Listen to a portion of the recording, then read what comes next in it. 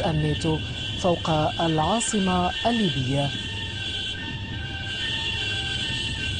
وقد استهدفت الغارات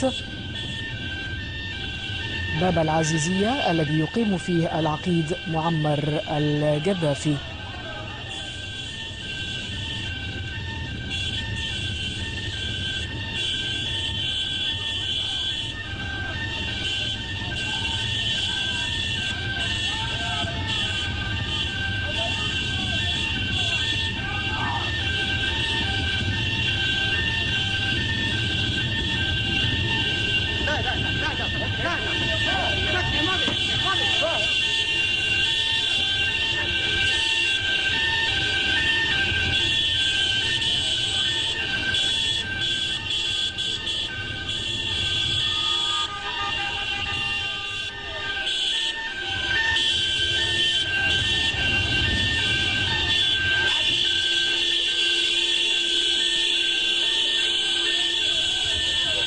إذن هذه الصور يبثها التلفزيون الليبي للعقيد معمر القذافي يخرج في سيارته عبر شوارع العاصمة الليبية طرابلس بعد الغارات التي تعرضت لها العاصمة طرابلس، ومنها القطاع الذي يوجد فيه باب العزيزية مقر إقامة العقيد معمر القذافي. ونذكر بأن الناتو كان قد جدد اليوم دعوته للعقيد معمر القذافي بالتنحي، مؤكدا على دعوة مجموعة الاتصال التي اجتمعت أمس بالدوحة والتي جددت الدعوة للعقيد معمر القذافي بالتنحي.